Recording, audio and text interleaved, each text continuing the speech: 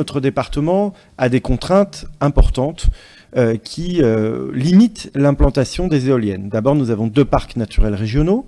Nous sommes un département aussi largement urbanisé et en cours d'urbanisation. Il y a de nombreux projets dans les villes. Si le département construit des collèges, c'est parce qu'il y a des habitants qui viennent s'y installer dans des nouveaux logements. Et nous avons aussi, et nous y reviendrons plus tard pour un autre sujet, un aéroport. Et il est interdit d'installer des éoliennes dans les couloirs aériens, que ce soit de l'aéroport de Roissy ou de l'aéroport du Bourget. Néanmoins, le préfet nous demande de ne pas avoir de projet qui soit mité, c'est-à-dire il veut des parcs d'éoliennes et non pas des petits projets, malgré déjà des contraintes assez fortes.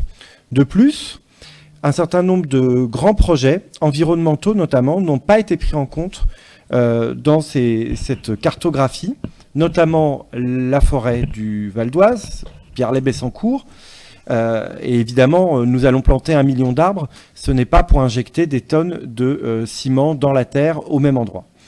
Nous avons des espaces naturels sensibles et certains ne sont pas pris en compte, voire sont carrément définis comme possible lieu d'implantation d'éoliennes.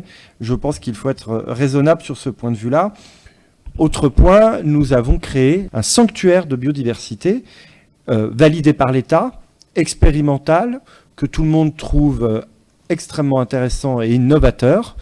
Nous regretterions très fortement, notamment d'un point de vue ornithologique, c'est-à-dire pour les oiseaux, que des éoliennes soient plantées juste à côté dans le département des Yvelines.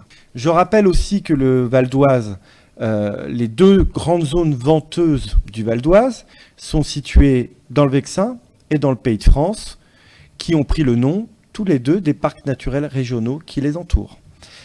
Très difficile de dire à des habitants qu'ils n'ont pas le droit de poser un panneau solaire sur leur toit, parce que ça dénature l'environnement.